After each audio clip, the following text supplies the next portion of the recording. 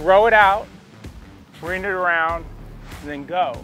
And at 14 years old, you can do it, but it doesn't hold up. Doesn't hold. See how the club's up here, but my hands are still under here. So I'm able to get a feeling for somebody who's used to going this way of keeping the club in front of me with my core. And as my dad said, I used to think it was super Zen master, he always would say, and grab the club face with your mind. Most famously, on the field for the play, Cal Berkeley against, against Stanford. Yeah, right? no ball in my hand. When the band came on the field, football game, right. Rick was playing. Rick was no ball in the hand at the time, right. but in a Cal Berkeley uniform. Right. And everybody's got their zealot moment. Number what was 7-7. it? 7-7. Okay, number 7-7. Yeah. Yeah. You could find you on there. Yeah. That's awesome. I love it. I had to say. I would rather have been on the Cal golf team. Yeah. Come on over here, Rick. Let's talk about this real quick. So watch the beginning here. See how that kind of hinges down and in like that? Yeah. Okay, so what I want you to feel, rather than, because the hand and the club face are one and the same, so when you went this way, you know, it's interesting. I worked with somebody this morning who took the club inside in a completely different way than you did. He took it inside with rotation that way. Ours just hinges immediately behind us like that. The club face gets a little shut and the club's behind. So you need a little more of the thumbs up. Okay. Okay, so I was talking about this a little earlier.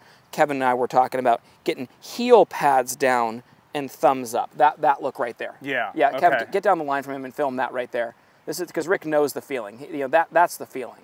If this goes immediately like this, and then you turn, no matter, even if the hands are with your body, the club's behind you. I want you to feel like it's more like to the inside of the left hip. So okay. Yeah, okay, the Point club it there. Yeah, like the butt of the club's a little more, there it is. See, there it is right there. There it is. That's it. Yeah, Rick, love it. Now, hey, a great thing I thought of for you for the backswing, because think about this. This is a cool one. This is not to jump around, but this does relay into what our downswing needs to feel. If this was splitting the midpoint of your hands and club. Here, go back here with Kev real quick. I want you to see this. This is really cool. This is a great visual for you. For somebody who needs to get their hands deeper, but what can deeper mean? Meaning, when I say deeper for our viewer, meaning just more back here, you know, rather than being vertical. Okay, very easy for a tall person who's right on top of it to just go right up and then right down. You know, to really stretch it out. Well, think about this. If I'm setting up and I have this kind of splitting my ball and my feet, my hands are staying underneath this while my club is staying on top of that. Do you see that? So rather than hands staying in here and then the club doing that with you, this is a feeling right here, watch you guys, where see how the club's up here, but my hands are still under here. So I'm able to get a feeling for somebody who's used to going this way of keeping the club in front of me while my hands are still back at a deep position. You know, for most players that feels like this, where the club's on top of their hands the whole time and the hands are under here. Makes sense, right? It's the opposite of what you feel. It'll look on plane, but when you watch this, you'll see my club will actually stay on top of that while my hands are staying underneath that. Okay? Yeah. All right, so here, hop in there. Club right here, feet here, and practice that feeling of the hands will stay under this, but the club stays on top of it. Yeah, feel that? Yeah. That was awesome right there. There you go. There you go. Like that backswing. Kevin and I were both shaking our head like that backswing was it. Yeah. You know, that was much more in front of your hands right there, like literally perfect. And just that visual of like the hands are going up that plane, they're under that plane, the club head's on top of it. Yeah, buddy. Nice job. Nice. I just want you to focus on just takeaway. So look at how this is set up right here. You can see how the hands are right on there. Now, look at the feeling is that they're staying under. They're not going to go right down the line, but look at the club. How much better is that? Right. It just feels like this. Yeah. And the problem with most people is that when they're told to get the club out, you know what they do? Push your hands out. Yeah. And that is killer. Because the minute those hands detach from your body's center, you no longer have that connection and the power. You know, I think after the setup, the most important part of the golf swing is the hand path and the direction the hands travel. You know, to me, if the hands are going connected to the body, well, you can really, really, really rotate the right way. It's the minute those hands are pushing in different directions that get away from you, makes it real hard to reconnect in the downswing. Well, when I was a kid, that's the way I was taught, is to throw your hands out. Throw your hands out. In front of you. Yep. And almost do like, I think he called it like a question mark. And that would get you back in. But it was a lot of moving around.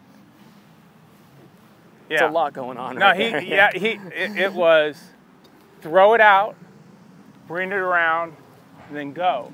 And at 14 years old, you can do it, but it doesn't hold up. Doesn't hold up. Yeah. It's awesome, bud. And just being more connected in the backswing then gives you a chance to then think about, okay, now I'm going to feel like this hip's a little bit more open at the point of impact. And the only thought there, technically speaking, would be the direction at which the hip travels. Yeah. Right? So I'm going to feel like this thing's wide open and I'm just heading into impact. And the feeling for you is that it's just staying lower. Yeah. So like for me in the backswing, watch, it's literally, all right, body, hands together, nice and connected. And then at this moment right here, I think, okay, handle through, left pocket back. Yeah. You know, all the muscles have to be turned on the right way. Right. And what I mean by that is I'm grabbing the ground with my feet. I'm grabbing my arms and hands with my core. And as my dad said, I used to think it was super Zen master, he always would say, and grab the club face with your mind. I thought he was nuts when he told me that when I was a kid. But then I actually got older and realized, wait, oh my gosh, he's so right. You're grabbing the ground with your feet. You're grabbing your arms and hands. These are relatively soft right here, but this is tight. And it's taking a hold of my arms and hands. And if I have it all working together, my mind can feel that club face, and I have that club face awareness. You know, I would always sit here with Dad on the range when I was younger, and I would work on just this feeling here. And to have any power from that position, being a short position and being paused, as we talked about, all those things that he mentioned had to be really connected and the muscles had to be engaged, right? So what's funny is I'd feel that and I'd go, well, gosh, I only need to get it back a little bit farther, a little bit more turn, and there's my full swing. But what's nice is it wasn't done with any more runoff of the arms, but just a little bit more turn of my lead shoulder. And watch, if I'm truly connected at this point right here, I'm like 90% of the way home, because look at this. Shut down the arms, turn the shoulder a little bit more, and there's my full swing. So when I make this swing for you guys here, you'll see that shorter, more connected swing. You know, and that was my best swing of the day by far right there. And it came after sitting here doing those drills with you guys, because I just felt that same connection going back a little bit more turn, same rotation through the golf ball. I think the last thing you should think about is the club head. Right. Because your hands are the club head, right? So if you just make the move, then I think all the tension's in the right place. That's what his point was. His point was, listen, if you should be athletically grabbing the ground, right? He always told me, like, if you took the ground, flipped it up, and it was a mountain, right? What would you do with your hands grabbing on as you're going up? You're grabbing on tight. He's like, that's happening here. Like, you're grabbing the ground. Right. And of course, you know, the arms and hands are relaxed. They're not taking a death hold on the grip. They're relaxed. But what's taking control of your arms and hands and not letting them just loosely move all around your body is your core. Yeah. If the core is tight, of course, the elbows are together, which you already do well. We talked about that. Well, that dictates where your hands then travel. Now, if you have that connection from the ground up and you have the right rhythm, which is the glue that holds the golf swing together, he always said you should be able to feel that club face throughout your entire swing. Hands and club are one. You have the proper grip. You open them up. That is the club face. Well, guess what? You should have club face awareness all the way throughout. And let me tell you, have that connection is club face awareness. So, you know, people who don't feel the golf club in the backswing, it's because the golf club has parted ways with your body. Right. And that's when it gets lost. Right. And that's the hit it and hope that all of us have had at one point. At Porzak Golf, we